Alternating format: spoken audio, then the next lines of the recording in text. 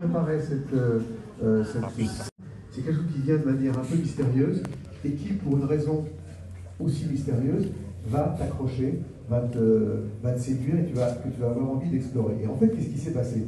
Finalement, dans ton inconscient, tu as finalement exploré dans ton big data personnel, ton big data analogique, qui sont tes souvenirs, ta famille, ton milieu culturel, ton environnement, et qui, de manière, en prenant par-ci, par-là, des éléments aléatoires vont finalement créer cette idée. Donc en fait, finalement, le processus de l'IA, c'est quelque chose qui nous est assez familier. Et puis, c'est aussi quelque chose qui finalement puise dans l'ensemble de la culture passée, de ce qui a déjà été créé, pour en tirer une sorte de décoction, d'infusion.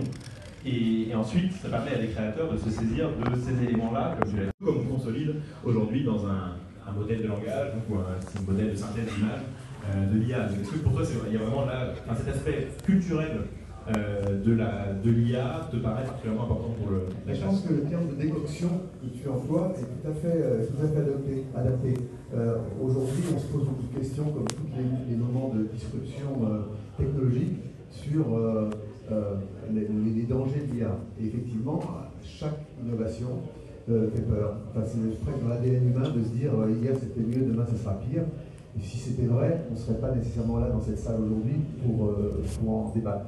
Et donc, du coup, on sait très bien que l'IA pose un certain nombre de problèmes, notamment des problèmes d'ordre éthique, des problèmes d'ordre également sur le plan de la propriété intellectuelle, par exemple, dans le domaine de la culture ou des brevets, etc. Mais donc je pense qu'on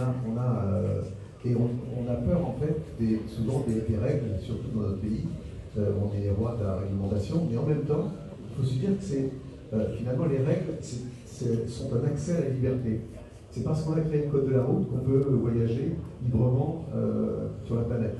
Et donc, il faut effectivement aujourd'hui, dans une situation un peu de Far West par rapport à l'intelligence artificielle, où effectivement tous les abus sont possibles, comme quand on a découvert la fission d'atomes, où je parlais du feu tout à l'heure. Et donc, il faut effectivement qu'on arrive à édicter un certain nombre de règles. Je pense que c'est notre responsabilité, nous, Français, Européens, de les édicter, finalement, ces règles, parce que depuis Beaumarchais, par exemple, sur le plan du droit d'auteur, on a toujours été pionniers sur ces domaines. Et je pense que dans le domaine de l'IA, on a aussi, nous, notre pierre à poser sur l'édifice de l'IA, entre autres. Et sur le plan de la création, c'est effectivement, je pense, une opportunité pour nous de pouvoir, en fait, finalement, être une extension de notre imaginaire, puisqu'on garde, on peut toujours, à chaque moment, en garder le contrôle, jusqu'à maintenant. Et c'est vrai, finalement, du point de vue de la régulation, il y a deux modèles, un à essayer d'atteindre et l'autre à repousser. Celui à essayer d'atteindre, c'est le code de la route. On invente la voiture, ça ouvre beaucoup de possibilités en termes de communication, de transport, etc. Mais évidemment, on ne peut pas vraiment se servir de la voiture tant qu'on n'a pas le code de la route, sinon ça devient l'anarchie et on finit par être écrasé. Inversement, une mauvaise manière de traiter une nouvelle innovation technologique du point de vue de la régulation, ça pourrait être l'exemple de l'Empire ottoman qui avait interdit l'imprimerie pendant plusieurs siècles. Et évidemment, ça a été désastreux pour la société en général, pour sa culture, pour son économie. Et donc c'est un peu finalement le modèle code de la route qu'il faut suivre plutôt que le modèle ottoman en un sens. Et le fait qu'on ait besoin de créer des règles, ça fait penser à une autre chose que toi, qui paraît très importante dans la création aujourd'hui avec l'IA, c'est que non seulement il y a des règles qu'on va s'appliquer volontairement, mais il y a aussi les contraintes qui sont inhérentes à la technologie elle-même, matérielle, algorithmique. Et toi, tu as l'idée que nous sommes aujourd'hui on commence une sorte d'âge d'or de la création avec de l'IA, justement parce que l'IA n'est pas encore parfaite. Oui, effectivement, ce qui est amusant, c'est de voir qu'aujourd'hui, enfin, le geste de l'artiste est finalement de créer des accidents, de détourner une technique qui n'a pas été détournée jusqu'à maintenant. C'est ce qu'on appelle le style pour un musicien, pour un peintre, pour un cinéaste. Et ce qui est amusant, c'est qu'en fait, on s'aperçoit que c'est la plupart du temps, ce sont les limites et les limitations qui créent une œuvre originale, qui créent l'originalité d'une œuvre. Et ce qui est amusant avec l'IA, on s'en rendra sans doute compte dans quelques années, c'est qu'aujourd'hui, on est dans la préhistoire, à l'aube de l'IA qui est encore complètement imparfaite. Et en fait, ça me fait penser un peu au début du cinéma muet, ou du noir et blanc, où il y avait encore des tas de limites technologiques. On s'apercevra plus tard que ce qu'on est en train de créer, par exemple avec l'IA aujourd'hui, qui est encore assez peu développé sur le plan des possibilités, malgré ce qu'on peut penser, qu'au fond, ça va générer des œuvres aujourd'hui, des créations, qu'en fait on pourra sans doute plus faire quand l'IA se sera améliorée. Et donc toutes ces imperfections sont des imperfections qui peuvent finalement créer un style particulier. Et je trouve que c'est assez intéressant comme aujourd'hui, comme démarche, justement, de pirater, au fond, puisqu'on parlait de ça depuis notre conversation, justement ces algorithmes qui sont encore tout à fait imparfaits, qui sont encore en développement. C'est intéressant, l'exemple que tu prends du noir et blanc, parce que ça veut dire aussi que toutes les créations qui sont en train de se faire aujourd'hui, qui vont se faire dans les prochains mois, prochaines années, elles vont aussi poser des codes, elles vont créer une sorte de canon, comment on dirait une sorte de solfège. Voilà, exactement, un solfège, un peu comme le noir et blanc. Après tout, si on n'avait pas eu la phase de noir et blanc de la photographie et du cinéma, techniquement, il est probable qu'aujourd'hui on n'associerait pas le noir et blanc à une esthétique particulièrement intéressante. Peut-être que si on avait commencé avec de la photo en couleur directement, on n'aurait pas l'idée aujourd'hui de faire un film en noir et blanc, plutôt qu'autre chose. Et il se trouve que comme on a commencé par le noir et blanc, dans l'imaginaire collectif, le noir et blanc a été associé à une certaine esthétique, à une certaine manière de faire des films qui reste. Et donc aujourd'hui, les gens peuvent faire le choix de faire en noir et blanc. Et peut-être qu'il y aura la même chose avec... Tout à fait, il y a une sorte de nostalgie du noir et blanc. Et je pense qu'on peut peut-être imaginer un futur qui est, en fait, qu'on ait un regard lié à la nostalgie sur les premières créations liées à l'IA. C'est intéressant justement de montrer un peu des exemples concrets de ce que toi tu as fait avec de l'IA générative. Alors, je ne sais pas si... Alors oui, en fait, moi, en tant que musicien, en fait, j'utilise l'IA pas encore trop sur le plan de la musique, mettons, je vais tourner le dos là, de ce côté-là, désolé.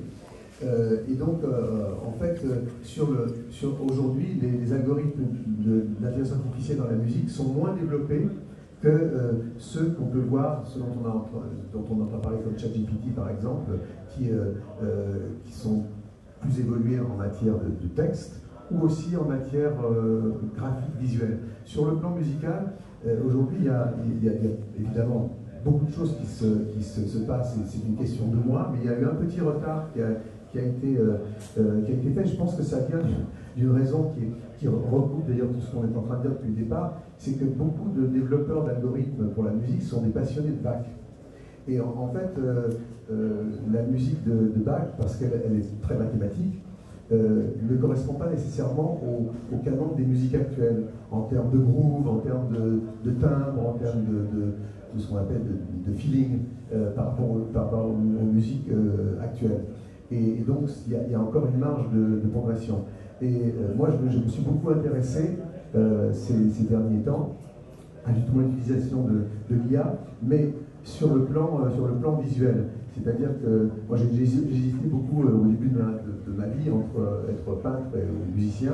Et en fait, tous les concerts que je fais, je crée aussi la scénographie, les éléments visuels. Et tout récemment, j'ai fait un concert à l'occasion du 400e anniversaire du château de Versailles, dans la Galerie des Glaces, où on a reconstitué, je jouais en direct dans la Galerie des Glaces, on a reconstitué une Galerie des Glaces virtuelle, un peu à la Tron 2, je dirais plutôt, une galerie virtuelle dans laquelle mon avatar jouait devant les jumeaux numériques du public qui se trouvaient un peu partout dans le monde. Et donc pour ça, j'ai créé un certain nombre de visuels de graphisme en utilisant l'intelligence artificielle. Emmanuel, tu peux en passer quelques-uns pour vous montrer ce que j'ai pu faire. On peut rester sur peut-être la première image une seconde. C'est une image qui en fait symbolise assez bien l'idée, l'approche que j'ai pu avoir. En fait, comme nous le savons, l'IA repose sur le fait de pouvoir décrire avec des mots, finalement ce qu'on appelle des prompts, un certain nombre de choses qu'on a envie de créer. Et là, je suis parti, par exemple, pour cette image, sur l'idée qu'il y a eu une révolution technologique à l'époque de Louis XIV, au moment de la construction du château de Versailles, avec les premiers automates et les ancêtres des robots, les premières machines volantes de Montgolfier. Et là, en fait, je suis parti sur des prompts que j'ai petit à petit améliorés. Ça, j'ai travaillé à peu près une quinzaine de jours sur ces images, j'en ai fait à peu près 200. Là, on va en voir une quinzaine rapidement. Et qui, par exemple, était lié au fait de se dire, par exemple, par rapport à ces images, de trouver d'indiquer des personnages ou des ambiances qui correspondaient à ce que j'avais envie de décrire sur le plan de graphique, à la fois une forme de nostalgie, d'avoir une étrangeté bienveillante en même temps, des univers qui soient aux confins de Tim Burton, de Tron dont je parlais, de certains aussi de Final Fantasy, enfin pour les gens qui connaissent un peu ces univers. Et donc petit à petit, d'arriver à diriger, à contrôler l'algorithme d'intelligence artificielle pour en faire ce que j'avais envie de faire. Par exemple, là, on voit par exemple une sorte de galerie fantasmée, de galerie un peu liée à la science-fiction, un peu à la Mébius. Et je me suis forcé à ne pas donner de nom. Par exemple, quand je parle de Tim Burton, Tron ou autre, je n'ai jamais mis le nom des auteurs. Mais plutôt décrire des ambiances que j'avais envie de décrire. Et je pense que c'est un bon exemple pour montrer qu'on peut arriver à une forme de poésie qui n'est pas du tout liée nécessairement au numérique seulement, mais qui est liée aussi à les fantasmes ou les idées, moi, que j'avais envie d'exprimer à travers ce projet. Ce qui est particulièrement pour ceux qui ont déjà beaucoup pratiqué la génération d'images avec Midjourney ou Stable Diffusion, ça ressemble, ce que tu as fait là ressemble pas du tout à la production normale en fait, de ces modèles-là, de ce qu'on a, disons, de manière un peu brute quand on les utilise. Et donc ça montre aussi l'éventail énorme de ce qu'on peut faire avec des outils pareils et justement avec le raffinement à la fois du texte, du prompt, et aussi du travail de choix, en fait, parce qu'il y a une grande partie de génération et de sélection après. C'est aussi comme ça que tu as travaillé, j'imagine.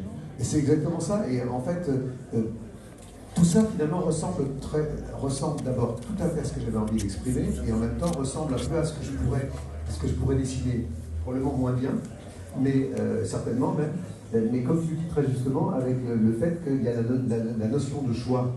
Et c'est pour ça que l'IA, dans le domaine de la culture, je pense, offre des opportunités probablement dès le départ beaucoup plus grandes que pour d'autres secteurs qui sont plus problématiques. Est-ce que tu dirais justement qu'au fond, avec des outils comme cela, pour les artistes, ça devient l'œil ou l'oreille devient plus important que la main, que l'habileté manuelle? Est-ce que c'est plus important maintenant de savoir ce qu'on veut, de l'avoir dans la tête et de réussir à repérer quand ça existe et de sélectionner ce choix, cette création, plutôt que de savoir manuellement la créer? Est-ce que tu as l'impression qu'il y a ce changement-là, ou est-ce que tu penses quand même que l'habileté manuelle ou technique, disons, restera tout aussi importante qu'auparavant? Oui, c'est une bonne question.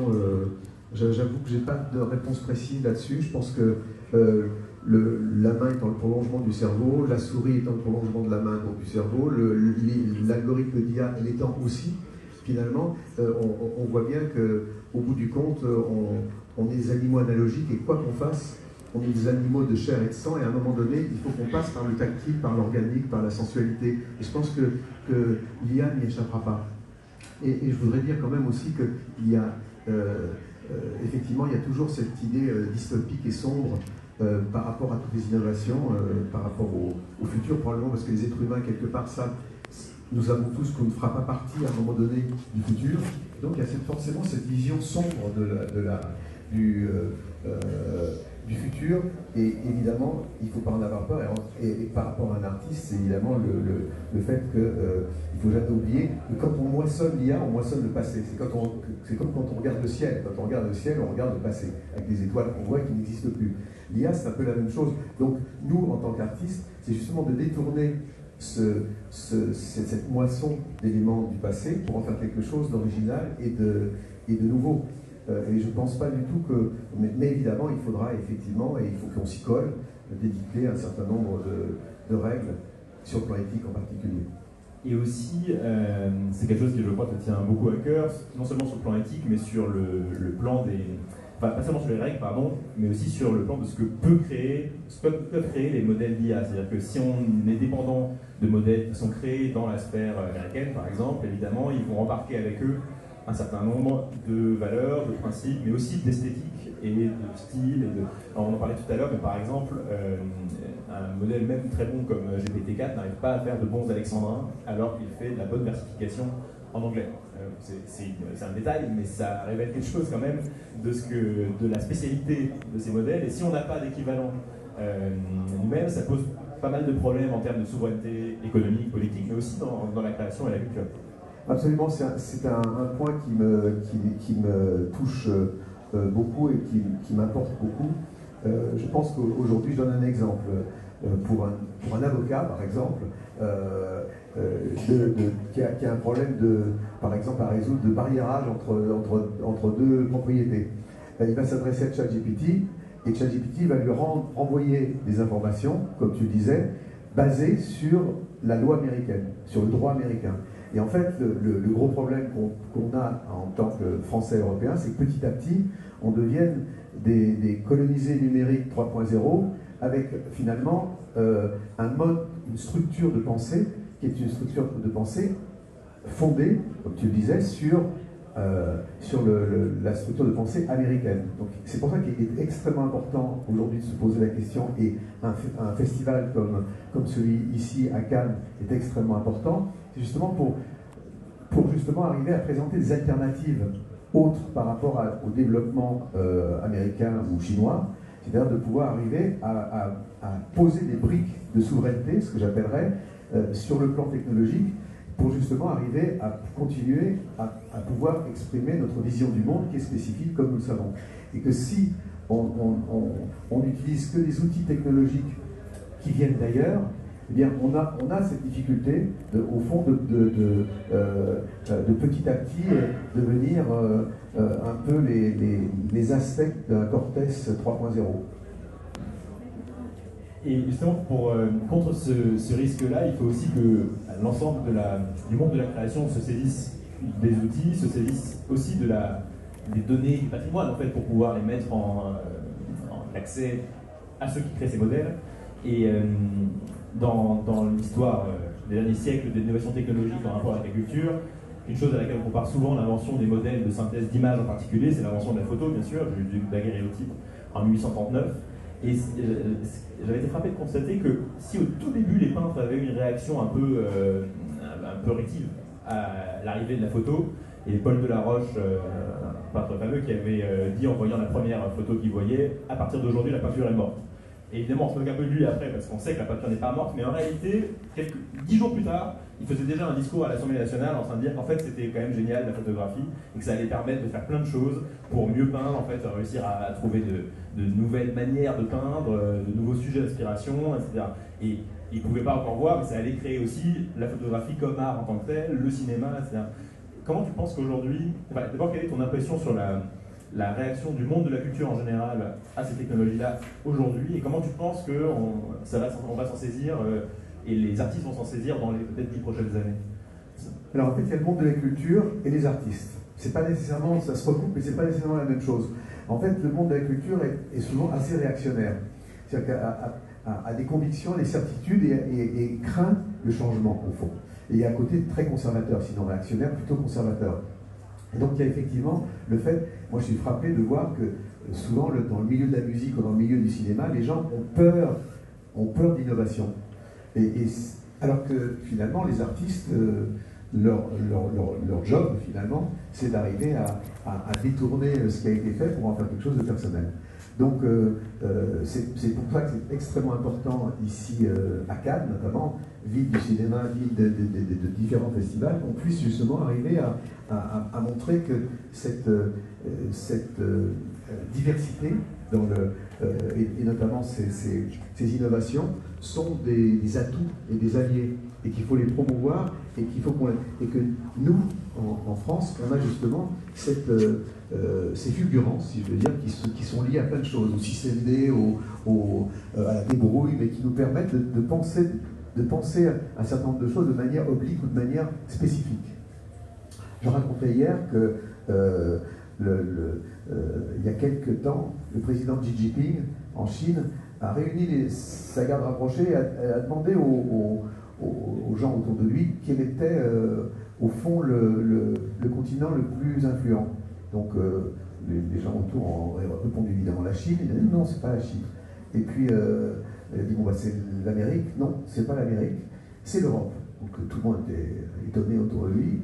Il dit oui parce que finalement l'Europe, et il pense à la France en particulier, puisqu'on fête aujourd'hui le 60e anniversaire des relations diplomatiques et de la reconnaissance de Gaulle par de la République indépendante de Chine. C'est l'Europe et la France. Parce que l'Europe, et la France en particulier, a une légitimité sur le plan culturel. Et la légitimité culturelle, finalement, c'est le pouvoir.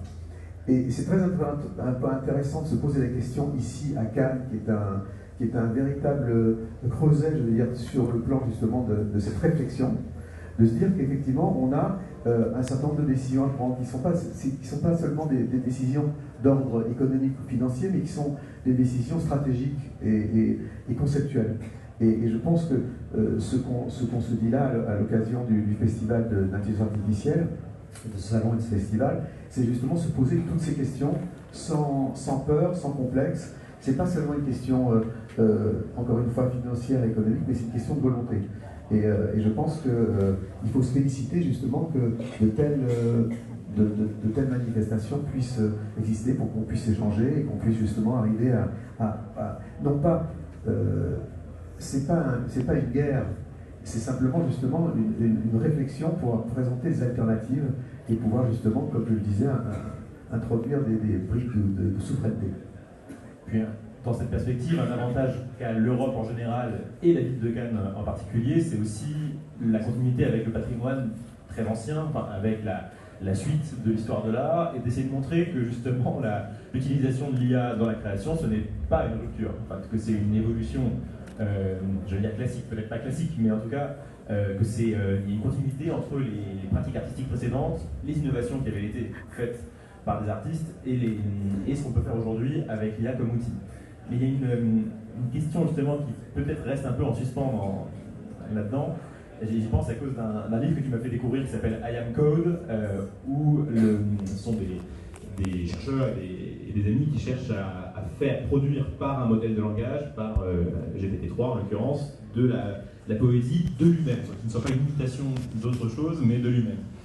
Est-ce que tu penses qu'il peut y avoir une œuvre d'art qui se crée elle-même, ou est-ce que, en fait, quand on apprécie une œuvre d'art, c'est toujours en lien avec un être humain qui l'a créé? Quel est ton rapport à cette distance par rapport à la machine?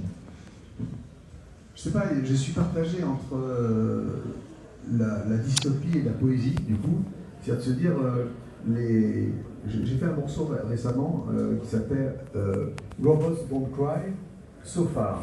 C'est-à-dire les robots ne pleurent pas jusqu'à maintenant. Est-ce qu'on pourra un jour imaginer des machines qui seront capables justement d'avoir des émotions à partir du moment où on sait que notre perception aux couleurs, au son, sont le résultant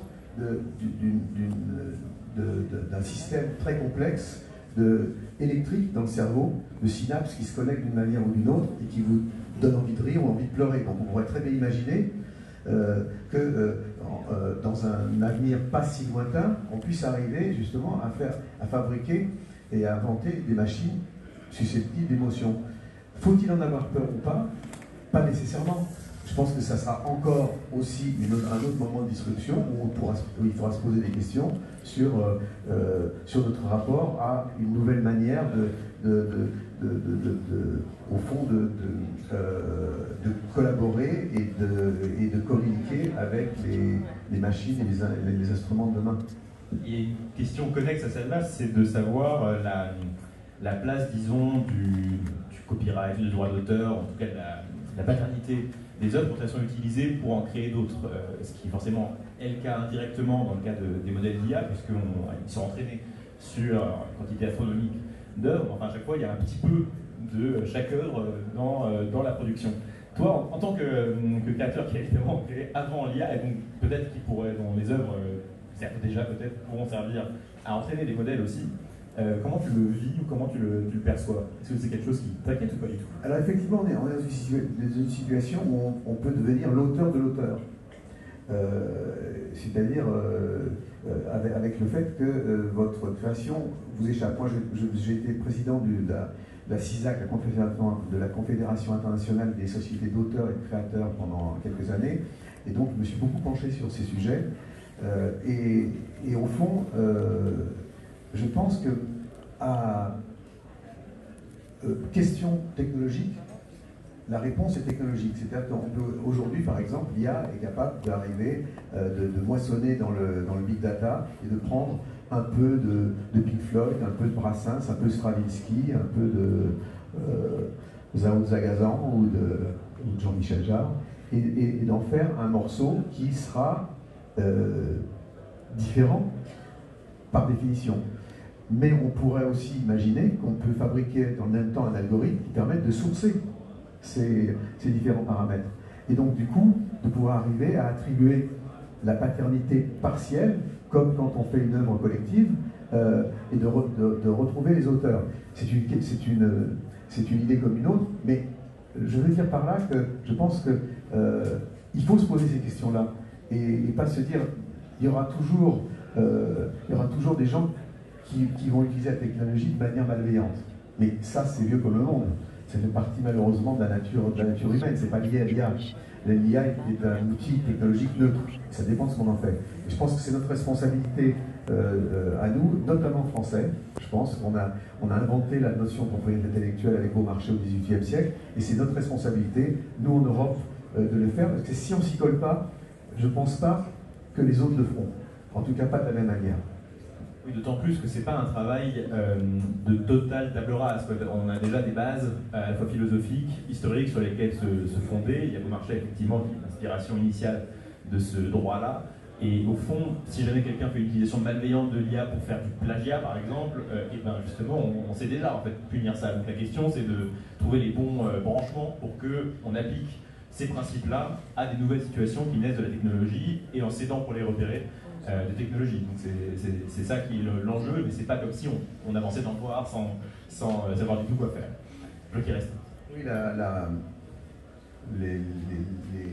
la fausse monnaie existe depuis l'Antiquité, donc ça ne changera pas, malheureusement, mais en même temps, on a toujours réussi à allumer des contre-feux, donc il n'y a pas de raison qu'on n'y arrive pas non plus. Et je pense que c'est important de le dire aujourd'hui dans un festival de l'IA aussi important dans le monde que celui qui se passe ici à Cannes, où en fait il y a eu de manière légitime des tas de questions réelles qui se posent par rapport à l'IA, notamment sur la propriété intellectuelle. On a vu cette grève très importante et justifiée de la part des scénaristes et acteurs aux États-Unis, parce qu'il y avait un vrai problème qu'il fallait immédiatement solutionner.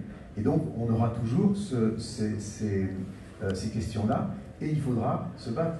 Mais en même temps, déterminer en fait des principes, sinon des règles, des principes qui permettent justement de pouvoir évoluer de manière aussi harmonieuse que possible avec ces nouveaux outils. Et justement, sur ces grandes questions, je vois que notre temps est écoulé et je crois que tu as une annonce à faire, donc je vais te laisser la scène. Absolument, absolument.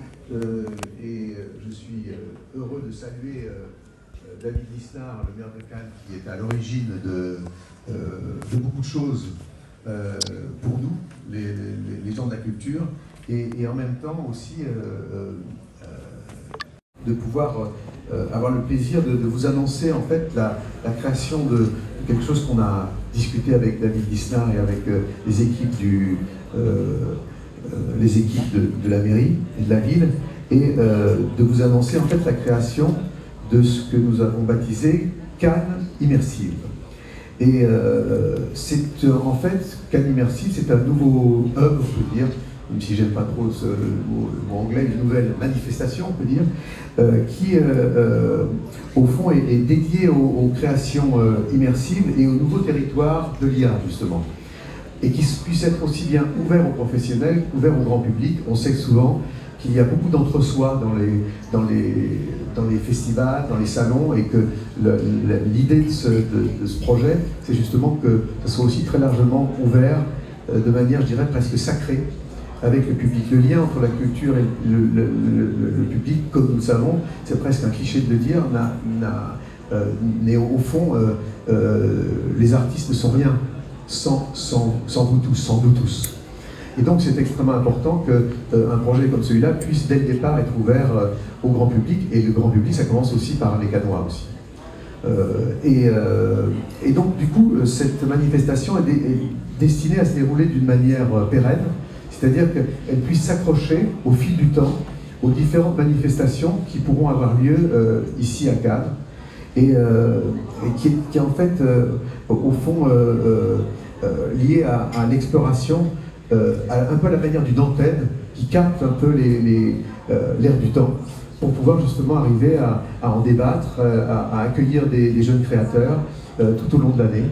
Et au fond, on s'est dit que ce serait un bon moment justement que Cannes Immersive puisse prendre son envol à l'occasion du Festival de Cannes dès 2024, en proposant au fond le meilleur de la création immersive et des œuvres justement réalisées avec l'intelligence artificielle. Il y a énormément de gens qui travaillent justement, moi j'ai donné modestement un exemple d'une collaboration avec un algorithme d'IA, mais il y a beaucoup de gens dans des tas de domaines, sur le plan justement de visuel, des graphiques, et sur le plan du son aussi, qui méritent d'être connus, et de créer dès 2024 une sorte de panorama justement de l'ère du temps sur le plan de la création dans ces nouvelles technologies, et puis qu'à partir de 2025 on puisse arriver à fonder avec la complicité des équipes de la ville et puis de toutes les bonnes volontés autour de nous, de créer une vraie sélection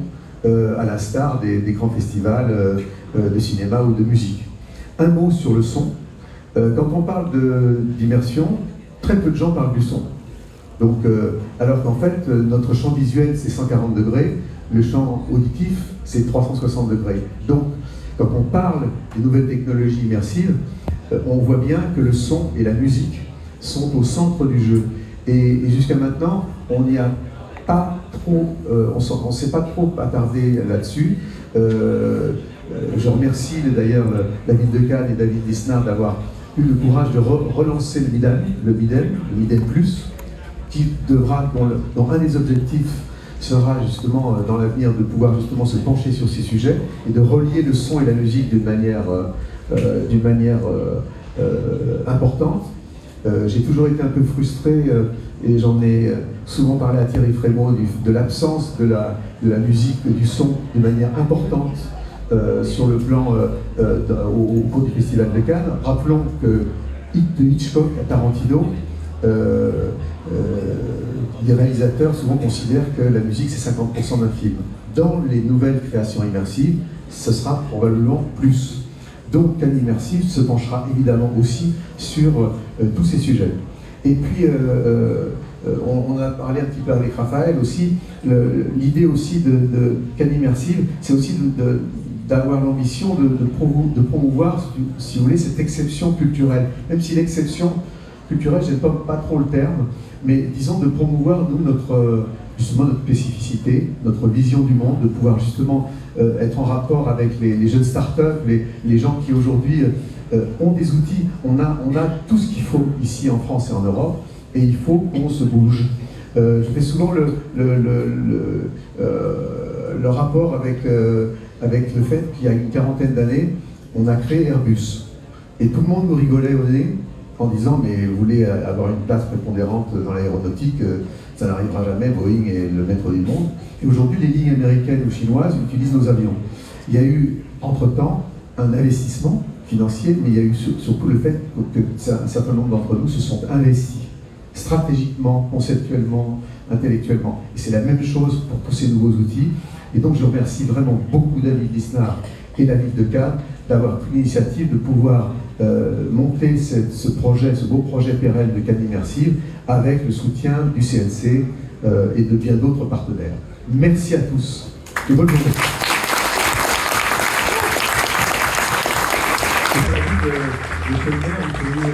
Peut-être nous joindre à moi pour dire quelques mots, puisque On ne sait pas assez que David Lisnard est un héros du lettresse. Merci. Merci Jean-Michel, merci à vous tous. Merci à Raphaël Laurent qui donne une conférence tout à l'heure sur IA et littérature qui va être passionnante. Ce qui est formidable, c'est que quand on écoute la musique de Jean-Michel Jarre, c'est comme lorsqu'on écoute ses paroles, et inversement, ça nous ouvre à chaque fois des nouveaux horizons. Et l'horizon qui est proposé aujourd'hui avec Cannes Immersive, c'est celui d'investir pleinement la créativité d'un univers qui n'est pas un univers d'aliénation, si nous savons nous en emparer, mais un univers d'émancipation et de création. La dimension immersive, c'est celle qui nous fait être en plusieurs dimensions, par définition, et donc qui, non seulement à partir de révolutions technologiques, apporte de nouveaux champs de développement, mais surtout apporte un nouveau langage, comme toutes les grandes révolutions technologiques. Et s'il n'y a pas une IA, mais des IA, il y a encore plus de formes d'expression artistique à travers l'IA. On sait que l'IA peut remplacer l'homme. Je ne crois pas que ce soit le vrai sujet.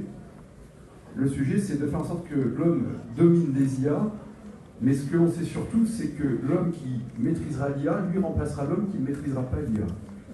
Et cette définition-là, cette réflexion-là, on doit l'avoir aussi sur le plan culturel et artistique, et faire de toutes les opportunités, de tous les nouveaux outils, des leviers de créativité.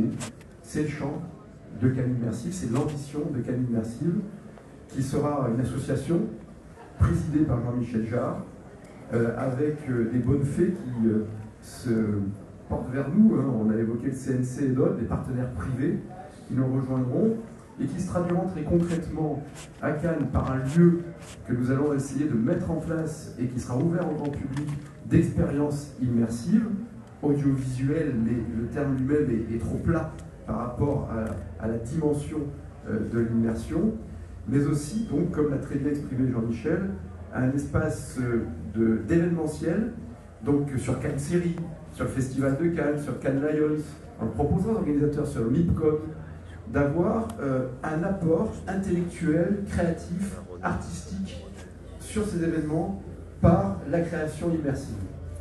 Et puis enfin, évidemment, de porter une logique de souveraineté, c'est-à-dire de liberté, tout simplement, et de sécurité. C'est ça l'enjeu. C'est de ne pas nous faire imposer un modèle, d'où la nécessité, dans l'entraînement des IA, d'introduire des codes culturels, le langage français, les artistes français, les références françaises, dans l'entraînement de l'intelligence artificielle, pour qu'il y ait une poésie, une vibration, comme auraient dit les Beach Boys, une good vibrations, pardonnez-moi pour l'anglicisme en l'occurrence, mais la culture ayant racine universelle, mais une poésie française et européenne dans la technologie immersive. C'est un défi que nous lançons aujourd'hui, ça fait des mois que nous travaillons dessus. Ce défi n'aurait pas été possible sans les magnifiques équipes qui m'entourent, et je veux vraiment remercier notamment celles qui sont face à moi, Régine de Resbeu, Sophie Musset, Mathilde Bernard, toutes les équipes qui m'accompagnent. Ça n'aurait pas été possible, j'avais le Michael qui me rejoint, enfin bref, par toutes les équipes, et sans cette capacité de, j'aime pas ce mot disruptif parce qu'il est gadget et ceux qui l'emploient le sont le moins d'ailleurs, et il renvoie à une époque qui fait les ventes, mais cette capacité de créative, d'invention de Jean-Michel Jarre, qui véritablement pour nous est une fierté. C'est une fierté française. Jean-Michel est une marque mondiale française et c'est une fierté cannoise. Et cette fierté, on essaie de la traduire par cet acte créatif dont on espère qu'il fonctionnera. Vous voyez qu'on fait bien les choses parce qu'au moment où on lance Cannes Immersive, on a prévu une météo particulièrement immersive. Et ça, c'est dire à quel point on relie toujours le virtuel au réel. Merci à vous. Merci beaucoup.